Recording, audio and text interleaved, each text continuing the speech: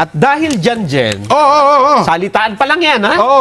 Alam mo ba na umangat sa survey si Kong Dante Marcoleta? Umangat sa survey? Sumangat? Gandang umaga po mga kababayan at mga mahal po namin taga-subaybay. Narito na naman po ang inyong lingkod, Just Vlog, at patuloy na naman tayo magsasama sa ating programa sa umagang ito. Pero bago tayo magpatuloy ay binabati ko po muna lahat ng mga taga-subaybay po natin at mga kababayan dyan sa iba't ibang panig ng daigdig na nanonood po at patuloy po na sumusuporta sa amin.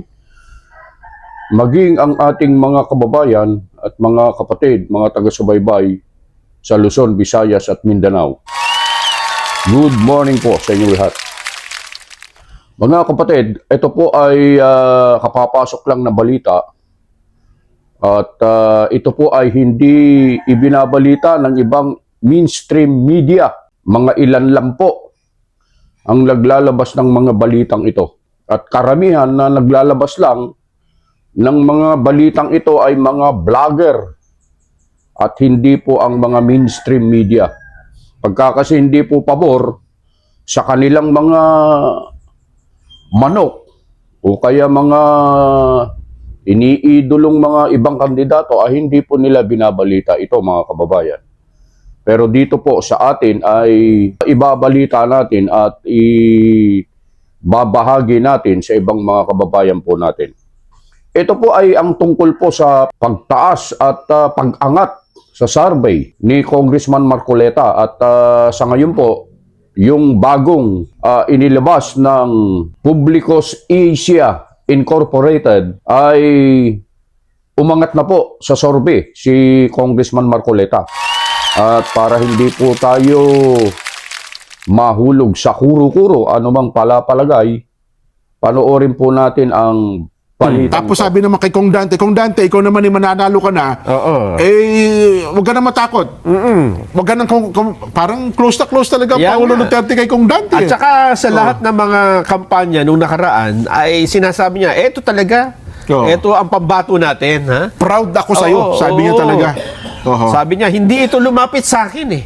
Tama. Ako ang naghanap sa kanya kasi gusto ko itong matalinong ito. Ha? Marami itong magagawa. Ayan. Number 38, Rodante Marcoleta. Ganun ang pagkakasabi niya eh. Sabi ni Pangulong Digong, talagang ano. Kaya pala parang sabi niya, nakita mo ba yung statement ni, ang ganda nung sinabi ni, ni Jimmy Bondoc tungkol kay Kong Dante Marcoleta. Ang ganda nung pinost niya. Ang sabi niya doon, ito kahit na, sabi pa nga niya, di ba? Kahit hindi na ako manalo, manalo lang ito ay ayos na. Kaya pala sabi niya, kaya hindi ko pala niya masisisi kung si Pangulong Digong, kung bakit gano'n na sinasabi niya bakit kay Kong Dante Marcoleta. Todo suporta. Yes. Tuloy ko lang po muna doon. Nakita niyo po kung gaano kataas ang tiwala ng mga tao, lalo na yung mga kaalyado ni Congressman Marcoleta. Yung tawag dito, yung kanilang pagkakilala, yung kanilang tiwala at kumpiyansa na si Congressman Marcoleta talaga ay karapat dapat na maging senador. Nakita niyo yung mga patotoo ni halimbawa nitong yung tumatakbong senador si Mr. Bondoc, Jimmy Bondoc.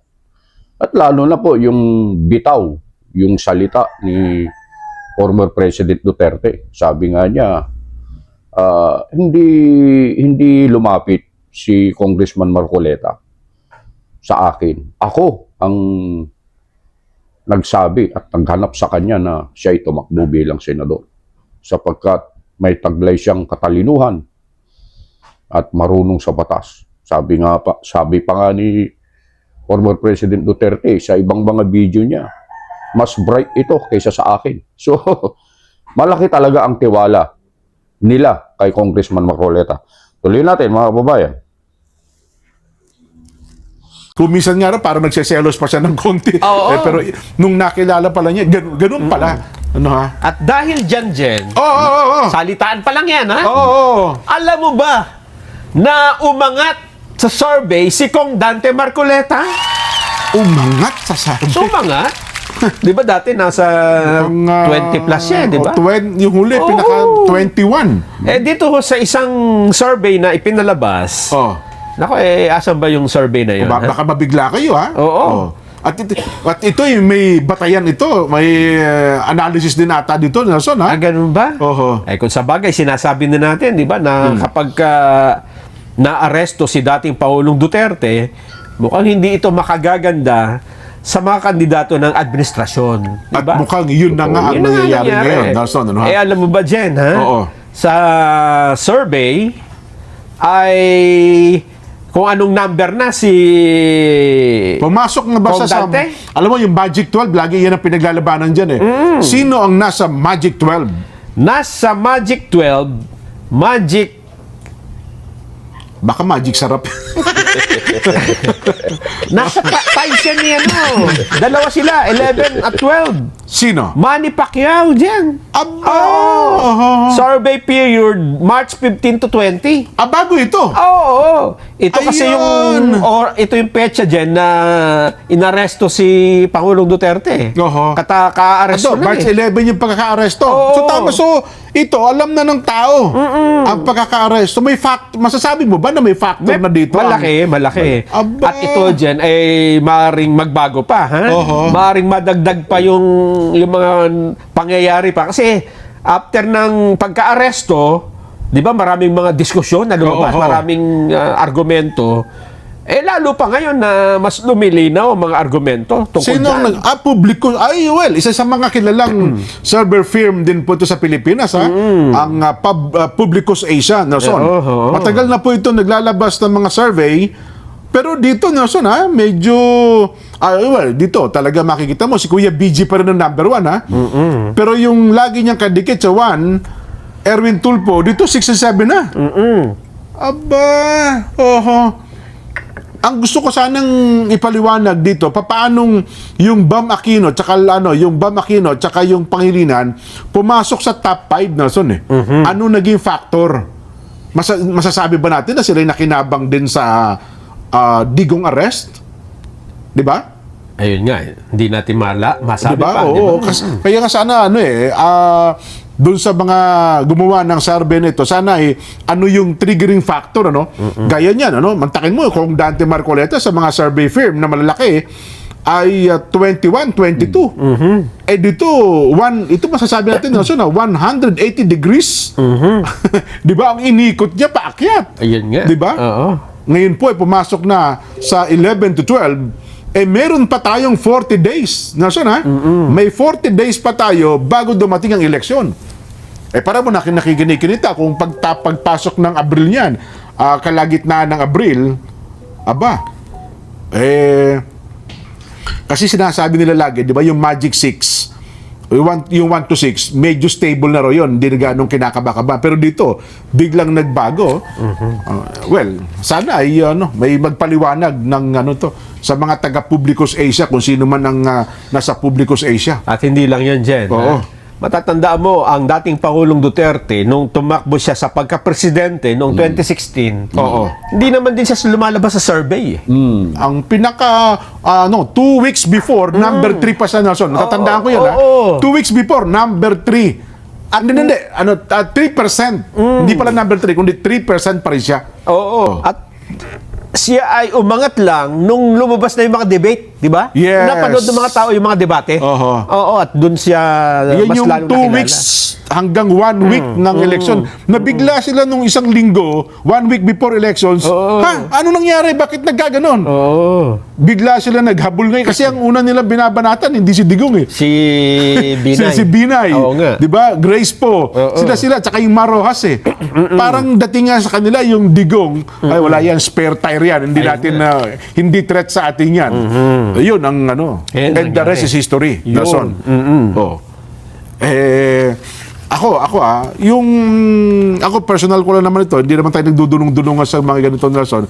Iba kasi ang nangyari ngayon sa eleksyon, Oo. Maraming factor na pwedeng magpabago sa naging takbo ng politika ngayon. Bigla. Biglaan. May mga turnaround. Di ba? At ito na hindi bagong pangyayari dyan, eh. Ganun ba? Sa madalas na mga eleksyon, Well, di ba? oo. Bigla na lang may nangyayari, sumisikat ngayon yung isang, Bagay. di ba? Yung last elections, Nelson, ha? Oo. Kung senador ang pag-uusapan, ha? Yung Ruben Padilla, Oo. Ang Hindi rin, mababa din yan.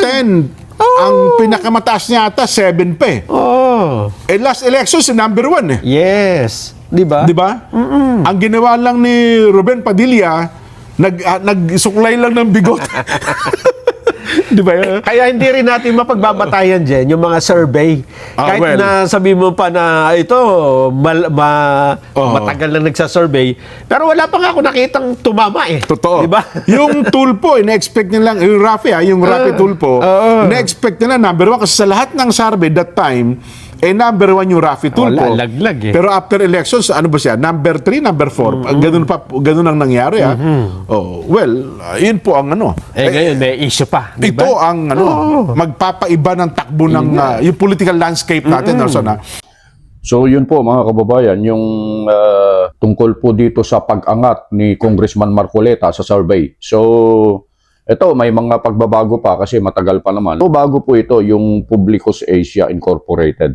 Isang malaking firm ito, kumpanya na reliable na naglalabas po ng survey. Aantabayanan pa po natin sa mga susunod na pagkakataon mga kababayan kung ano pa po ang maaaring mangyari sapagkat matagal-tagal pa po ito. So marami pang maaaring mangyari. Marami pa dyan, magbabago siguro, aangat, bababa, titignan natin. So sa ngayon, yun po muna. At ito, ayaw talagang ibalita, ayaw ilabas ng ibang mga mainstream media. Karamihan lang po na naglalabas ng mga ganito tungkol sa iba't ibang mga kandidato. Kasi kung ayaw nila sa kandidato, hindi nila manok, hindi nila ilalabas ito. Mga vlogger lang karamihan. At ilan sa mga mainstream media katulad ng Net25 yan, naglalabas ng mga survey, mga balita na patas, kahit sino pa yan ay inilalabas. So maganda po na dyan po tayo kumuha, manood sa Net25 mga kababayan, pangmahal po namin taga-subaybay. Hanggang dyan na lamang po ang ating maibabahagi mga kababayan at mga mahal po namin taga-subaybay. At patuloy nyo po kaming antabayanan para sa mga susunod pang mga ibabahagi po namin sa inyo na mga kaganapan po dito po sa Election 2025. Magandang umaga po sa inyong lahat at lagi po kayong mag-iingat sa inyong paggawa.